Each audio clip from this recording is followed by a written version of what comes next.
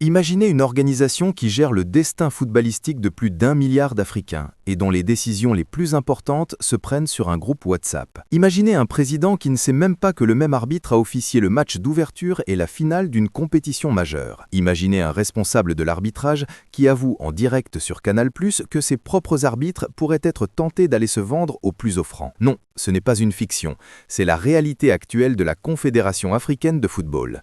Et ce qui vient de se passer en Tanzanie lors de la dernière réunion du comité exécutif est tellement grave, tellement humiliant que le football africain tout entier devrait en trembler. Aujourd'hui, on va tout décortiquer. Tout mettre sur la table, sans filtre. Et croyez-moi, ce que vous allez entendre dépasse tout ce que vous pouviez imaginer. Commençons par planter le décor. La réunion du comité exécutif de la CAF en Tanzanie ne devait être qu'une session administrative de routine. Une réunion comme tant d'autres, avec son ordre du jour, ses rapports, ses discussions techniques. Sauf que cette fois, rien ne s'est passé comme prévu. Pour la première fois dans l'histoire récente de cette institution, la contestation interne est sortie des murmures de couloir pour exploser en pleine séance, face à la présidence. Des présidents de fédérations parmi les plus influents du continent ont pris la parole pour dire ce que tout le monde pensait tout bas depuis des mois. La CAF est à bout de souffle. Ce qui devait être une démonstration d'unité s'est transformé en tribunal populaire. Et au centre de toutes les accusations, 3 mots qui rongent cette institution de l'intérieur. Premièrement, une approximation généralisée. Une gestion au jour le jour sans aucune vision stratégique, où les statuts sont ignorés et remplacés par l'arbitraire le plus total. Deuxièmement, un mensonge médiatique systémique. Un décalage devenu obscène entre les communiqués officiels qui peignent tout en rose et la réalité chaotique des dossiers. Et troisièmement, une absence totale de leadership au sommet, un vide de pouvoir qui laisse le champ libre à une bureaucratie opaque pilotée depuis Zurich. Et ce chaos institutionnel, il trouve son expression la plus humiliante dans un dossier précis, celui de l'arbitrage. Parlons-en de l'arbitrage. La commission est aujourd'hui dirigée par le Congolais Olivier Safari, qui a remplacé un prédécesseur ivoirien écarté sous la pression de Rabat. Depuis ce changement, la direction de l'arbitrage est devenue une zone de turbulence permanente, où l'amateurisme le plus crasse côtoie des soupçons d'ingérence directe. Et le point de bascule, c'est cette interview surréaliste sur Canal+. Safari, le patron de l'arbitrage africain, s'est perdu en direct dans des explications lunaires concernant des serviettes.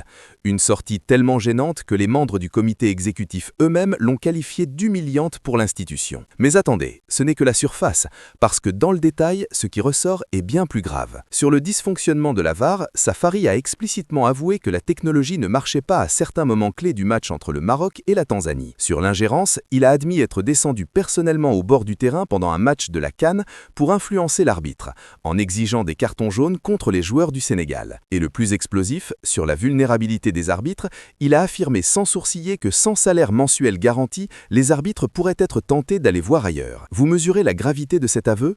Le responsable de l'arbitrage de tout un continent admet publiquement que ses propres officiels sont à la merci de propositions extérieures. Il valide lui-même l'idée d'un arbitrage sous influence.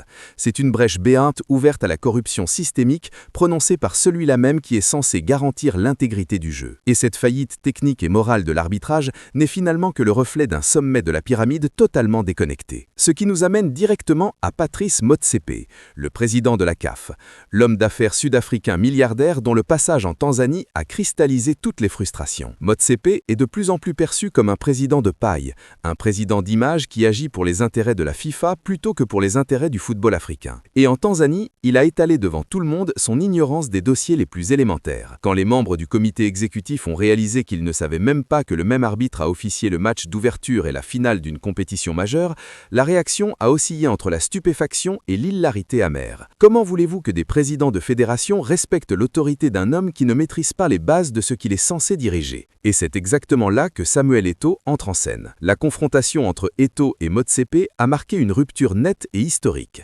Le président de la fédération camerounaise a refusé catégoriquement de se laisser traiter comme un subalterne. Il a recadré sèchement, et je cite ces mots, « Je suis Samuel Eto'o fils. Nous devons avoir une discussion de président à président », en signifiant clairement qu'il ne tolérerait plus d'être renvoyé vers des messagères et des intermédiaires alors que le président est dans la pièce.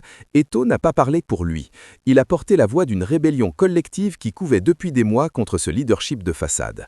Et cette rébellion ne vise pas que Motsepe, elle vise surtout l'homme de l'ombre. Véron Mosengo Omba, le secrétaire général de la CAF. Officiellement absent de la réunion en Tanzanie pour un deuil familial, mais officiellement, c'est à lui que toutes les attaques ont été ciblées. Et pas des moindres. Des figures de poids du football africain, Idriss Diallo de la Côte d'Ivoire, Walid Sadi de l'Algérie, Hani Abourida de l'Égypte ont exigé son départ immédiat. Selon des rapports internes, Mosengo Omba n'aurait théoriquement plus le droit d'agir au nom de la CAF depuis le 15 octobre dernier. Et quand on regarde les griefs qui s'accumulent contre lui, on comprend pourquoi la colère est à son collement. Premier grief, le népotisme flagrant, la nomination unilatérale de Cédric Aga au poste de directeur juridique de la CAF. Aga n'est ni l'autre que l'ancien chef de cabinet de Mosengo Omba lui-même. Son parachutage à ce poste stratégique sans l'aval du comité exécutif constitue un conflit d'intérêts tellement évident qu'il en devient insultant. Deuxième grief, la gestion WhatsApp. Il a été révélé que des décisions stratégiques majeures, comme le projet de passer à une CAN tous les 4 ans, ont été discutées et validées via de simples groupes de messagerie instantanée.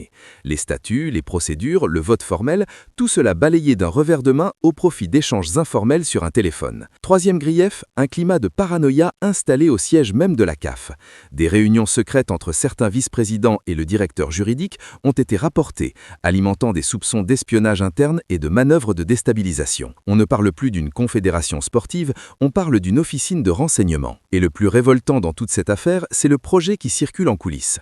La FIFA chercherait à recasser Mosengo Omba à la présidence de la fédération congolaise, la FA-COFA, passant par un comité de normalisation taillé sur mesure. Autrement dit, un homme contesté à la tête de la CAF serait recyclé à la tête d'une fédération nationale grâce aux manœuvres de Zurich. Les pays africains ne sont que des variables d'ajustement dans un jeu de chaises musicales pour loyalistes de la FIFA. C'est la preuve ultime du mépris pour la souveraineté du football africain. Et pendant que la CAF implose de l'intérieur, que se passe-t-il avec les compétitions? La réalité est aussi alarmante. La CAN 2027, prévue au Kenya, en Ouganda et en Tanzanie, est au bord du gouffre. Les infrastructures en Ouganda accusent des retards abyssaux et le Kenya doit organiser des élections générales à l'été 2027, exactement au moment où la compétition devrait se tenir. En coulisses, les experts ont déjà acté un report à 2028, mais personne n'ose dire publiquement. Pour la CAN féminine au Maroc, c'est encore pire. À moins d'un mois de l'échéance théorique, c'est l'incertitude la plus totale. Le Maroc demande un report, la CAF communique sur un maintien factice et personne ne semble savoir ce qui se passe réellement. Cette déconnexion entre le pays hôte et l'organisation est un aveu d'échec en temps réel. Et les états financiers de la CAF, présentés il y a 2 ans, ont été formellement contestés par Zazi, le responsable marocain des audits, jetant un voile épais de suspicion sur la probité comptable de toute l'institution. Dans ce contexte, la tentation de passer à une CAN tous les 4 ans n'est pas une évolution stratégique réfléchie, c'est une manœuvre de dissimulation. Réduire la cadence permettrait tout simplement de masquer l'incapacité structurelle de la CAF à livrer des compétitions dans les temps. Alors, où en est-on vraiment? La CAF traverse aujourd'hui une crise de légitimité existentielle. L'institution n'est plus seulement contestée par les observateurs extérieurs, les journalistes, les consultants, les supporters, elle est sabotée de l'intérieur par un secrétariat général qui agit hors la loi et une présidence fantôme qui ne contrôle rien. Le navire tangue dangereusement et les présidents de fédération, ceux-là même qui sont censés former l'équipage, refusent désormais de couler avec le capitaine. Ce qui s'est passé en Tanzanie n'est pas un incident isolé, c'est le début d'une fracture ouverte. Et si le comité exécutif ne reprend pas son rôle de contre-pouvoir, si une purge sérieuse de cette administration de l'ombre n'est pas menée, si la CAF ne revient pas à une gestion transparente et souveraine, loin des dictats de Zurich et des nominations népotiques, alors ce n'est plus seulement la CAF qui est en danger, c'est le football africain tout entier qui risque de perdre ce qu'il lui reste de crédibilité sur la scène mondiale. La question n'est plus de savoir si le système va craquer, il a déjà craqué. La question est de savoir qui aura le courage de ramasser les morceaux.